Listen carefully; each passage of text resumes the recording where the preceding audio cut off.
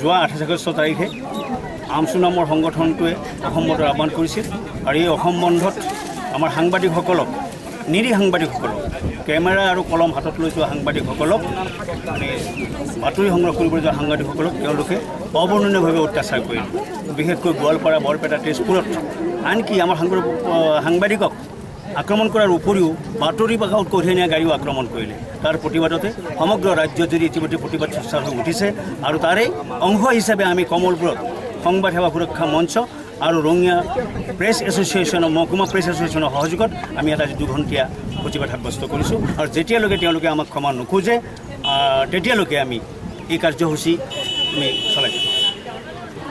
যোৱা 28 তাৰিখে আমচুৰ বন্ধত আমচুৰ সদস্যসকলে আমাৰ সাংবাদিকসকলৰ ওপৰত গুৰুতৰ অপৰাধ কৰিছে অৰ্থাৎ মাৰধৰ কৰিছে যিটো কাৰ্য গণতন্ত্ৰ বিৰোধী। এনে কাৰ্য ভৱিষ্যতে নকৰিবলৈ আজি আমি ধৰ্মঘটৰ আয়োজন কৰিছোঁ আৰু এই ধৰ্মঘটৰ জৰিয়তে আমি চৰকাৰৰ ওচৰত দাবী জনাইছোঁ যে আমচু তেনে দুষ্কাৰ্যৰ প্ৰতি শাস্তিৰ ব্যৱস্থা কৰক আৰু আমচুক নিষিদ্ধ কৰক আৰু ভৱিষ্যতে সাংবাদিকসকলক সুৰক্ষা দিয়ক। সাংবাদিকসকলে ৰাইজৰ অভাৱ অভিযোগক দাঙি ধৰে অৰ্থাৎ ৰাইজৰ অভাৱ অভিযোগক প্ৰতিনিধিত্ব কৰে যে ৰাইজকে হয় তেনে স্বেচ্ছামূলক কৰ্মীসকলক আমচুৱে আক্ৰমণ কৰি গণতন্ত্ৰৰ আঘাত কৰা বুলি আমি অনুভৱ কৰিছোঁ আৰু ইয়াৰ বিচাৰ হ'ব লাগে। এই অপৰাধমূলক কাৰ্য বিচাৰ হ'ব লাগে এইটো আমি দাবী জনালোঁ আজি ধৰ্মঘটৰ জৰিয়তে আৰু আমচুক নিষিদ্ধ কৰিব লাগে এইটো আমাৰ দাবীৰ ভিতৰত আছে। দুঃসাহস নকৰে তাৰে প্ৰতিবাদ আমি সাব্যস্ত কৰিছোঁ আমাৰ এই ধৰ্মঘটৰ জৰিয়তে।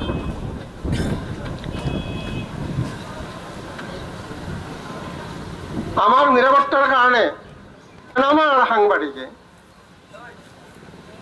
ৰাইজৰ অভাৱ অভিযোগকে প্ৰতিনিধিত্ব কৰে গোটেই ৰাইজে আমাৰ নিৰাপত্তা কৰক আমচু নামৰ সংগঠনটোক নিষিদ্ধ কৰক সাংবাদিকক আক্ৰমণ কৰা দুষ্কৃতিকাৰীক শাস্তিমূলক ব্যৱস্থা লওক আক্ৰান্ত হোৱা সাংবাদিকক ক্ষতিপূৰণ দিয়াৰ ব্যৱস্থা কৰক সাংবাদিক আক্ৰমণ হোৱা যিসকল সাংবাদিক আছে তেওঁলোকক আমচুক নিষিদ্ধ কৰক সাংবাদিকক নিৰাপত্তা দিয়াৰ ব্যৱস্থা কৰক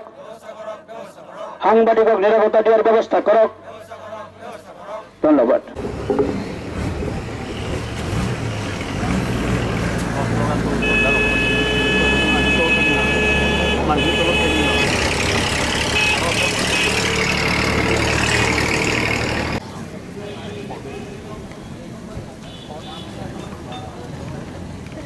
আমাৰ মাজত উপস্থিত আছে মহেন্দ্ৰ ডেকা আমি তেখেতক দুআষাৰ ক'বলৈ অনুৰোধ জনাই।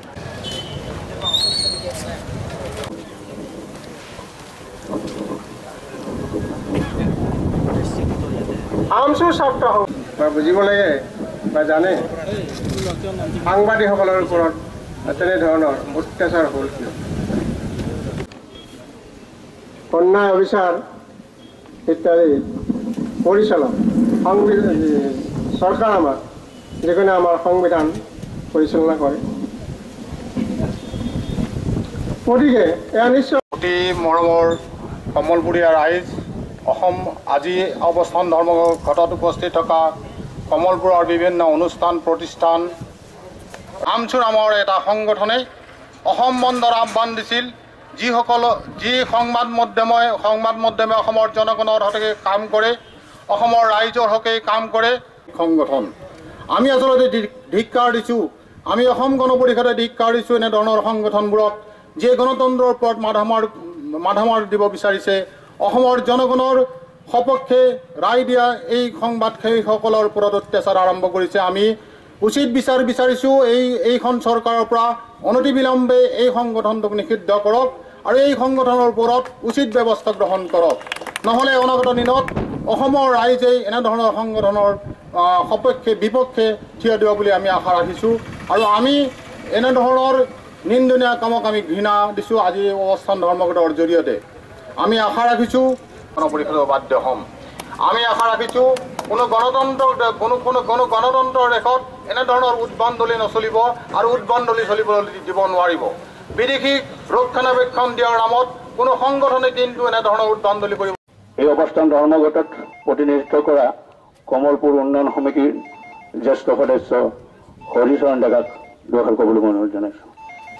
এই সংগঠনটোক তীব্ৰ ভাষাৰে আমি গৰিহণা দিছোঁ আৰু এই সংগঠনটোক অসম চৰকাৰে যাতে অতি সোনকালে ইয়াক নিষিদ্ধ ঘোষণা কৰে তাৰ বাবে আমি চৰকাৰৰ ওচৰত আহ্বান জনাইছোঁ।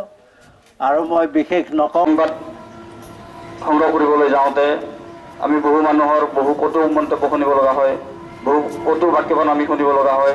এই ঘটনাবিলাক আচলতে প্ৰহাৰ কৰাতকৈ কম নহয়, যিটো আমাক কমেণ্টছ দিয়ে কেতিয়াবা কিছুমান মানুহে বা কিছুমান অঞ্চলৰ কিছুমান মানুহ। গতিকে আশা কৰোঁ আমাৰ সংবাদ জগতৰ যিবিলাক আমাৰ জ্যেষ্ঠ আমাৰ পথপ্ৰদৰ্শক আছে তেওঁলোকে এই গোটেই ঘটনাবিলাক চালি জাৰি চাই এনেকুৱা যেন ঘটনা ঘটিলে আমি কি কৰা উচিত, এনেকুৱা ধৰণৰ ঘটনা আমি কেনেকৈ প্ৰতিবাদ কৰা উচিত, এই গোটেই ঘটনাবিলাক তেওঁলোকে আন্তৰিক ধন্যবাদ জনাই মোৰ বক্তব্য সামৰণি সকীয়াই দিব বিচাৰিছোঁ। আৰু আমি সকলোৱে যাতে ভৱিষ্যতে এনেকুৱা আক্ৰমণত বাধা দিব পাৰোঁ তাৰ বাবে মাত বান্ধি থিয় হৈ ওলাই আহিবলৈ আহ্বান জনাই মই চমু বক্তব্য সামৰণি মাৰিছোঁ। আমচুক নিষিদ্ধ কৰক,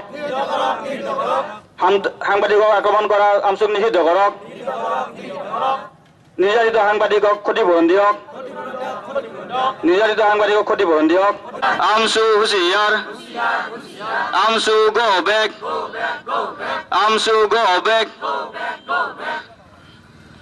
সাংবাদিকক নিৰাপত্তা দিয়াৰ ব্যৱস্থা কৰক, চিকিৎসাধীন সাংবাদিকক ক্ষতিপূৰণ দিয়াৰ ব্যৱস্থা কৰক।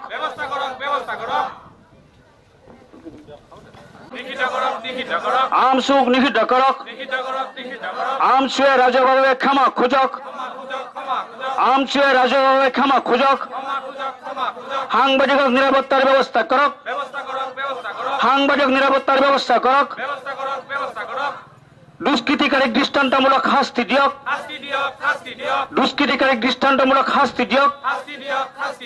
ইনকিলাব জিন্দাবাদ, ইনকিলাব জিন্দাবাদ। বিষয়া সন্মানীয় সুশীল কুমাৰ ভূঞাদেৱ, মোৰ সতীৰ্থ সাংবাদিক বন্ধুসকল, বিভিন্ন অনুষ্ঠানৰ পৰা অহা প্ৰতিনিধিসকল আৰু শ্ৰদ্ধা ৰাইজ,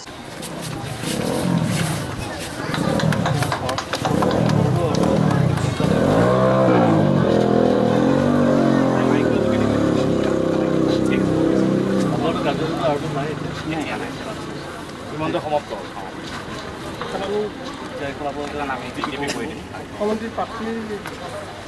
আমি